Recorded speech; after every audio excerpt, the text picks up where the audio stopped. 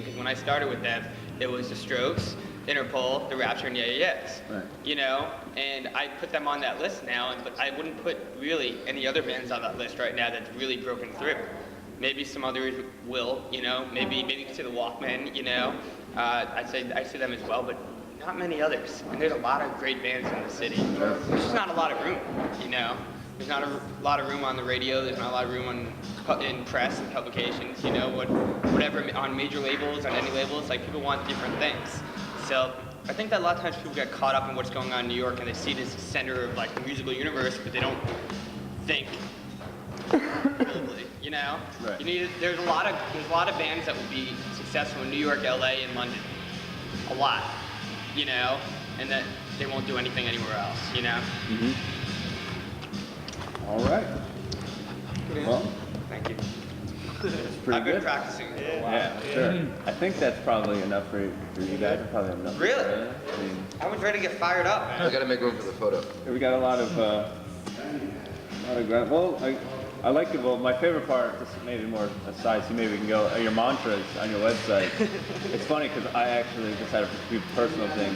I actually used Roll the Dice, the Bukowski poem. Really? I started a literary magazine back in college. I think that poem is really appropriate for, I think, a young company. Yeah. So how would you, maybe kind of talking about that, just the idea of starting a business and taking, you know, you're covering punk rock music, you know, you got rock and roll, you got, you know, this young company, you're in Williamsburg. How do you see maybe sort of that punk rock aesthetic or the do-it-yourself attitude? Well, do you feel that this is something that you kind of lean on and are inspired by, or? Well, I think everyone, we share a common thread with our band in that we're a new company and they're new bands. Good shit. It was good. And I think it sort of goes hand in hand with that. I think that where we are with our company is where, you know, our bands are, a lot of them. Wait till they can turn that down. I think, you know, where we are with our company are where, you know, a lot of our bands are with their careers, and that's just starting out. And I think that there's a lot to be said about when people can be on that same level and connect like that. I mean, we're not, you know, we come to this with a certain insight and a certain knowledge and a certain perspective of how the music industry is, but, you know, we're not coming on like, you know, some old dude with ponytails, you know, walking up to pluck up some youngsters and show them like how the world works. You know, we're all in this together, and it's a sacrifice. And we're all sacrificing, and we're all doing it because we all have a goal. And I think that alone, I think, is, you know, something that's really exciting and really passionate. I think that we share that with our artists, that we really want to do this, and we're in it to, you know, go all the way with it. Yeah, I can see that. We're rolling the dice, man. Because exactly, because, you know, like with the bands, you know, they all have, you know, not only do they have sort of that punk rock aesthetic, but they also are mature lyrically. They're also, you know, they also are trying to say something. They're not necessarily overtly political, but there's definitely a voice throughout all your bands. Yeah. Is another thing that you look for is the voice of the band representing the company, or are they not mutually exclusive, or how? It's funny, but like, I feel like we're such snobs about what we do, and we really want our thing to be a DIY aesthetic that's kind of, I mean, I always use the word boutique, you know, because there are certain companies, whether it's Factory or Matador or, you know, whatever it is. I mean, even Vice is just has their own aesthetic and their own kind of boutique way of things that it's kind of a too cool for school attitude. And while I don't look at us as being like too cool for school because we don't look for those kinds of bands, basically, it's funny, but a lot of bands and managers ask like, oh, what kind of bands are you looking for? And it's like, you know, it's like, whatever we put on and we look at each other, we're like, yeah, you know, and then we see it live, we're like, wow, like this is you can't even describe it or capture that really. I mean, even with our bands, like I don't think that there's such a common thread, even like lyrically or musically. I think it's more just, I think the common thread is really that we see that they are saying something. Maybe they're not saying the same thing, but they're saying something that's important and that's accessible and that's gonna reach people, you know? I mean, we're punk rock because we do it out of my apartment, you know? I mean, as much as we try to talk a big game, we're working, my bed's right there, you know? And like, I think that we're very, I mean, I made some money managing Stellastar, you know? They signed to RCA, and I've spent, I mean, every dollar and more on the money I've earned to start this company.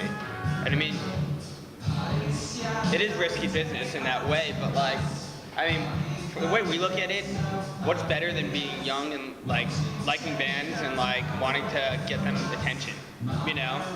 And if there's things that we can, you know, get attention for ourselves, that's nice as well. But ultimately, we're in it for the bands, you know. And I just think that there are a lot of bands in the city that should be heard, and for whatever reason, like I worked at a company which, while it's a small company, I would want to bring in bands. Can we make it lower, Heidi? Can we make it lower?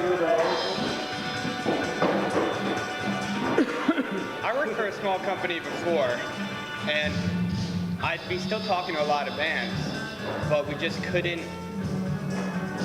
I mean, they couldn't afford it, you know, because you know how normal PR rates are, you know, $3,500 a month or whatever, you know, and what indie band without a record deal, even, you know, is gonna be able to afford that? And I just thought it was like tragic. I thought bands break up because they couldn't afford to get PR, and it's like, you know, that sucks, you know. And I just thought, well, what if we could do it for cheaper and, you know, be in for the long term? And I mean, we do stuff at, you know, discount rates at times because we believe in bands and we believe in like relationships. And you know, most PR companies look at it like, you know, they're looking at their overhead and they have standards they need to reach and they have to pay their staff. I mean, we structure this company for bands, not necessarily for us, for better or worse. Right. As far as how things pertain to New York, though, we want all of our events to be special. And like, one thing that we believe in is, I mean, there are bands that we just do press for and we don't manage, but when it comes to booking shows, we have our say in every show that's booked with bands on our roster. And you know, it affects the PR process if bands are playing every week at Chennai or Pianos. Right. And that's why we want every event and every show to feel special, you know? I think what we really view, you know, the press aspects of a band is it's an important piece in the whole structure. And it's one that, when done the right way and thought about and in a certain way where, you know, you're going for a goal and you're structuring your band and your schedule and, you know, where yourself, like everything you're trying to do, if everything's on the same page, it works. And I think that, you know, like what I'm trying to say is that when bands play in New York, when bands, you know, everything from the release date to the show date to, I mean, the pictures they choose, like, we're really involved in that process, because the thing is, if there's a disconnect between management and press, between press and label, between any piece of that, then the thing is, if it all falls apart, it's just a waste. And it really doesn't help to, you know, if there's excitement about a band, there's a lot of buzz about a band, there's a lot of press about a band, they're playing a shitty show, it kills them. Yeah. You know, it really kills them. Even one show. You can't, you know, I don't want to badmouth any clubs, but you can't, you know, get a lot of... Play Chennai every week, you can't. You can't play Chennai every week. You can't get a lot of buzz going and play Chennai every Sunday night for a month, you know? Right. It'll just kill you. And, you know, that has to be understood in the coming into that we have a goal, there's an overall goal, and that's the success of the band. And the only way that happens if everyone's on the same page and if the press is in line with the shows, is in line with the label, is in line with the release date, is in line with everything. It's all got to be on the same page. It can't just be like, hey, right, do some press, do some press. And it's you two controlling. Are you the staff of Plus One Management right now? No, we have four. We have assistants and we have a staff behind us and interns and all that. Sure. We have another publicist. Her name's Carrie Baum. K-A-R-I. B-O-M-B. One word. One word. Carrie Baum. She's great. She's the bomb. She's long. Literally. We And also then, Jonathan has an assistant named Gina. That's good. I have an assistant named Brian, and we have an intern, or two interns. one intern now. One intern. We're gonna have two. Yeah. We're slowly building. And so what's what's the future? To take on more bands, or take these bands further, or to do all the above? Where's Both, you know. It is all the above. I think I think walk for me the- through the next year then. Next year, that's a good question, actually. I think we still have a lot to prove. I think that, I think we've shown what we can do with Stellastar and Ambulance. Ambulance, their album's coming out next month, and they're gonna have a ton of press for them. And I think that the next steps are with the Nook and with Hurry Up Offense and with the 22s and the Hong Kong. As far as, you gotta keep doing what you do. Like the reason we wanna not take on too much right away is we want to do all of our clients right. You look at some PR companies, like you go to their website, you're like, wow, 1, 2, 3. They do the strokes, they do this, they do the white stripes, and then it's like, who are they? I heard of them, I guess. Who are they? They got no press. And you look at it, and it's just like, well, I wonder where all the time went. I don't want this company to be like that. And to be honest, the next couple of months we're really focusing on the clients we have, but we are also looking to expand. And what we're gonna look to do is ultimately in the next couple of months, probably in the fall, is get another office in Williamsburg and beef up the staff, and then really, take on some more PR clients and potentially some more management clients as well. But so we definitely are always, going out and listening to bands and meeting bands, but we're also it's funny, but while this company seems very punk rock and risky in a lot of ways, we are also pretty conservative as far as we don't just take on clients that, oh yeah, they're offering us money, or they this or that, or they're a cool band, let's take them on.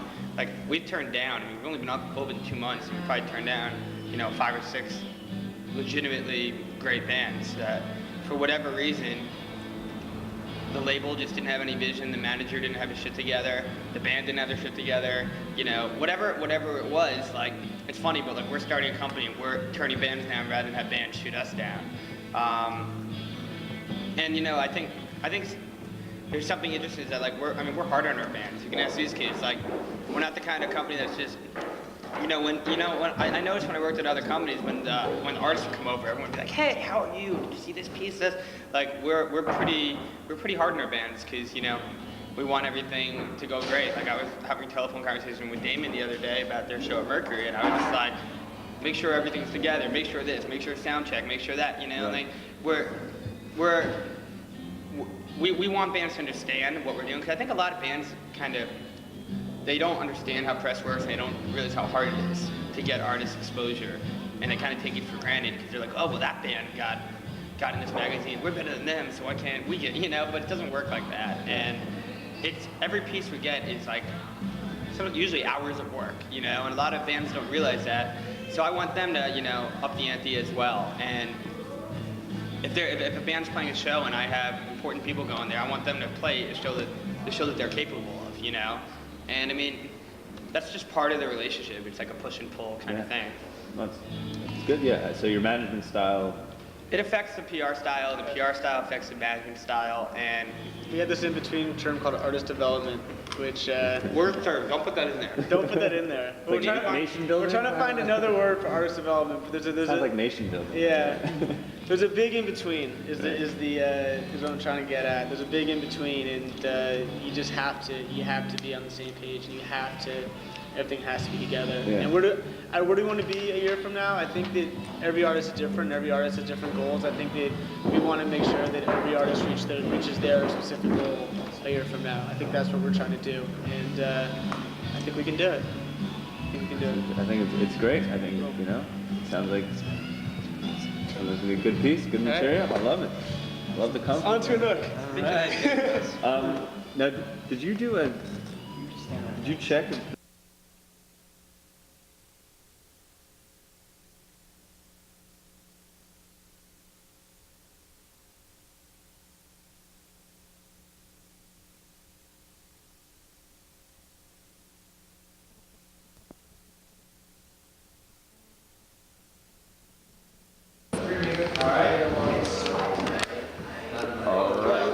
Is that better? Stay where I am. Yeah, I got you. So,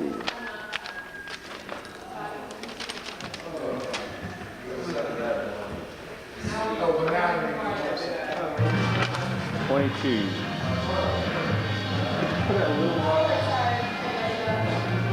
You all right?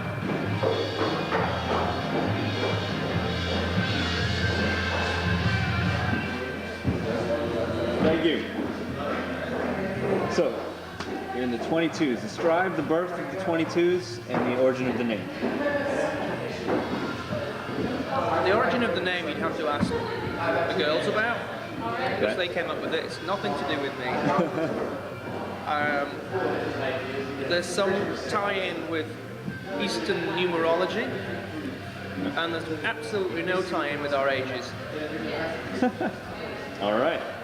What was the first question? Describe the birth of the band. How did it? Very difficult. Yeah.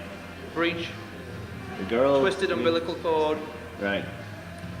C-section, extra gas and air, you name it, it happened. But it did happen, and we came out and we were like happy. Again, you know, I joined the band later on, so I couldn't give you the specifics of how the girls got together. Although, with lots of interviews, I'll probably be able to reel it off in my sleep. We just haven't done that many interviews. But I joined the group when I attempted to poach Hannah, the bass player, to join my band, and then I realised my band were crap, and their band were really good, so I joined their band. Right on. It's 2004. You're a working rock band in New York City. Strip away the hype and the media saturation, and tell me how the band fits into the landscape of New York music. Well, you know, there is a lot of hype around New York and stuff, and some of it's unfounded and some of it's founded, you know. I mean, there's a lot of great music here. And in order to export that music, the media has to pull together a lot of very disparate elements and make them into a scene. And I guess we fit in as much or as little as anybody else, you know, from that perspective.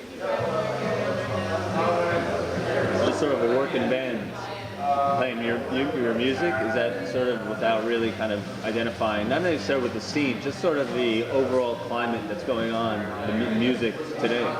Do you feel that you're a representative of that climate, or pushing music somewhere else? Well, there is no climate. It's too early to say, you know. I just see this as the beginning of a journey, you know. We started out with a very basic palette of sounds and songs, and as we progress, you know, our ideas become a little bit more adventurous, and hopefully we get to put something out that everybody's going to really like, you know. That's all you can do, really, as a musician. Well, being sort of new to the band, this question, but it's sort of as appropriate. It says being in a band is sort of like being a part of a family. What have been the best and worst moments of being in the family of the 22s? Especially with working with three girls. Yeah. Well, it's a new one for me. It really is. I've never worked with a band full of girls. Right.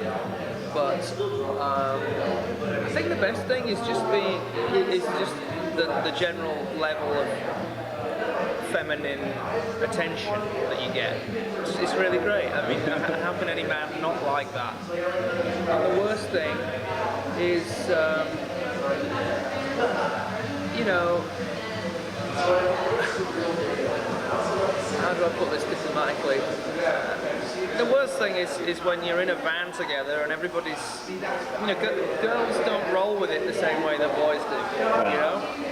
And we've had some challenges, shall we say, in our early touring experiences, just because we have no money, and it's very difficult to do things with any level of comfort. And for girls, that's a much more unpleasant experience, I think, than for men, boys.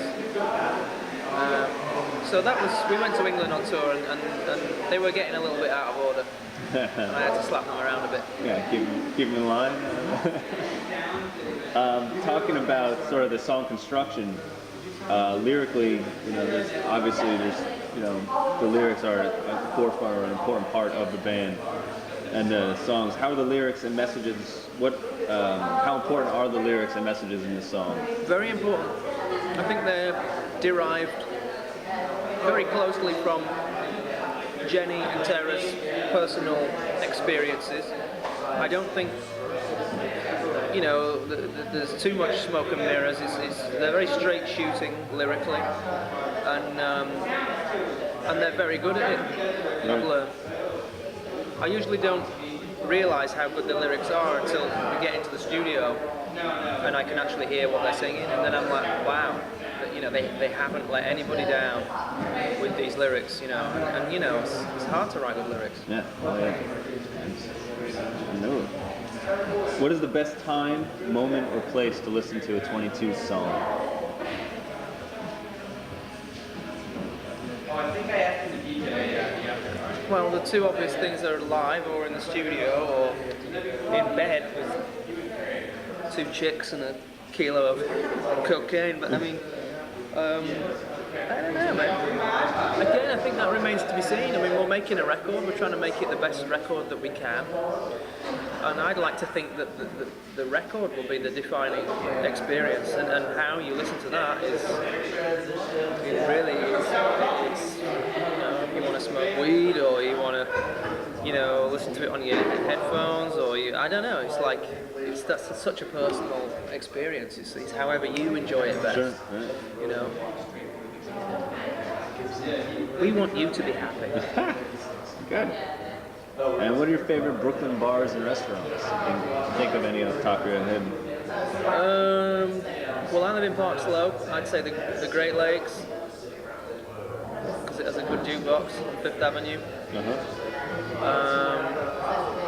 And there's a new place opening around here, which I've just been to take a look at. It's awesome. It's called Ziberon. Oh yeah, the French Quarter. Yeah. It's beautiful. Isn't it? Amazing. It's great. It's like the whole venue, the whole sitting down, like in the corner. They're going to be playing some really way out, freaky jazz music, and you know, it's just very French. Oh, it's amazing. Yeah. Much as we Brits love to hate the French, we kind of quite like them. Yeah. We like their food and their football. Food and footy. What do you like best about performing in Brooklyn? Or is there a difference between Brooklyn and New York? And what was your best Brooklyn show, maybe? We've never played in I Brooklyn. haven't played in Brooklyn yet. That's right, okay. We're frightened, we're afraid. Too afraid. It's too hip for us. Your dream rock show, Alive, Dead, Broken Up, or Together. Put 3 bands on the stage, on the bill. Dream rock show.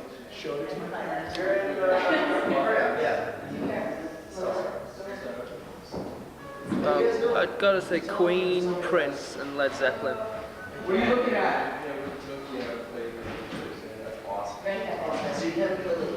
What are the plans for the next year? From now until March of next year? We're going to mix our record, we're going to put it out, and we're going to tour the world and elsewhere.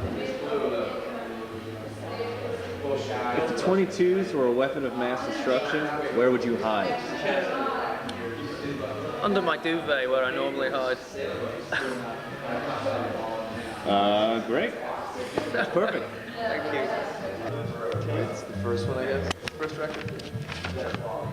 All right. Can I just So do it? I heard the batteries are dying, so Yeah, not as much juice left. I guess we can kind of go through. Yeah, come on in. Just look at this thing.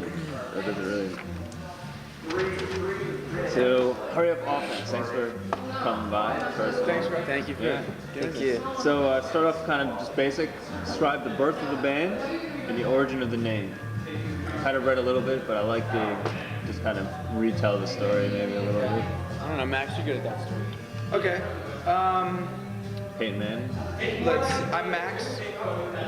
I play the bass guitar, I sing, and am in charge for anything great that has ever happened to anybody involved. No, the birth of the band is, I met Jason while we were at theater school in Amsterdam together, and we started playing guitars and all the time, and then when we got back to New York, we got Peter and just started rehearsing, and we walked into a club and basically bothered the owner enough to let us play. And just total cold showed up and he said, okay, you can play, but under the condition that you hurry the fuck up. And so we, played as hard as fast as we could, and sort of that energy, that sort of approach is. Felt good about it too that night. Yeah, and I love it. that approach is sort of how, the style and the essence of our band, that we hurry up. It's a last-minute, highly aggressive situation. Based on this club owner's hurry the fuck up. It's conditioned, yeah. So It's a great band name. So hurry up office. I'm big. I love okay, so it's 2004. You're a working rock band in New York City. Strip away the hype and the media saturation, and tell me how Hurry Up Offense fits into the landscape of New York music right now, in terms of what's happening right now. Yeah, I think maybe it's felt a little hard for us. we don't Really fit into. we love that. I guess the Strokes, were the big thing, and there's some attention there of that, and then I don't know what else is New York. There's like that scenester, hipster, Yeah, we don't fit into reference. that, and we don't like it, and we don't really associate ourselves with that. Right. Some people sort of say, We just live here. when we're in. When we live here, we love our friends and our fans. We tour all over the place. We put our nose to the ground. But in terms of the long hair hipster scene, it's The just, label right now. we really have nothing to do with that. We are, We'll hopefully redefine New York at some point. yeah, Maybe. we are. We We're the don't. rebels of the fucking. We don't I was play- reading the question to understand it better. A lot of those Say we must be the bands, rebels, the outlaws. a lot of those bands play casually and have a really sort of low energy, Coolness vibe. Too cool for school approach to playing music, and we're totally against that. We're high energy. We fought tooth and nail for every fan that we have. We have and really worked hard. So it's we're really against the whole fashion industry music scene here in New York. It's not what we're about. So Trying to bring back a little punk vibe or Punk rock, yeah. energy We vibe. play- I mean, we it's play- not the punk of the late '70s, early '80s, but Yeah. and it's obviously transformed. With your emo, your screamo, your emo core, and all emo even. Right. Whatever. So you we're- describe yourself as, how would it? I don't know. It's like rock and that- roll, because maybe it's a little rocking straight ahead, rocking. Maybe it's a little punkish. Right. Maybe it's a beautiful melodic thing. Maybe it's more I in was your thinking face. about that because I knew that question was coming. Right. Yeah. I think that if Elvis Presley was our age and alive today, this is the kind of music he would play, is what we play. Well, one of my favorite bands in the whole world is Jawbreaker. And I got We grew up Nat and I grew up in San Francisco. We saw them many times. Yeah. Dude, love Jawbreaker. and any band that I'll talk about sort of the lyrics later, but also as well sort of brings kind of just that sensibility of punk rock, pop punk, that straight ahead Three-piece, the three-piece. exactly, 3-piece in your face Aren't they re-releasing their old record, right? They're re-releasing Deary with new tracks. So hot, dude. I love that band. That band it's one of the most important things ever. Blake's voice is so. Yeah. So much and that's We saw them We saw them 2 or 3 times. Yeah, Max and growing up. Nat are big talkers. I never saw that. gotta pick up my first CD, to be honest. Sorry, but I never saw Jawbreaker. I love, so I kind of it's kind of bringing back that feeling, That's cool. and that's something that I appreciate. thank you. But being a part of a band is like being a part of a family. Tell me about the best and worst moments of being in this family. Should we mention the worst? What would be the worst? Yeah, let's start with the worst. What's the worst? I don't know, leaving Jason behind. We weren't really as a band, and they left me behind on our last tour for about 2 hours. At a gas station. Fortunately, we were touring with another band. On the 95, and the And we band. don't run with a bunch of semis and a huge crew. There's 4 people, but they left me behind.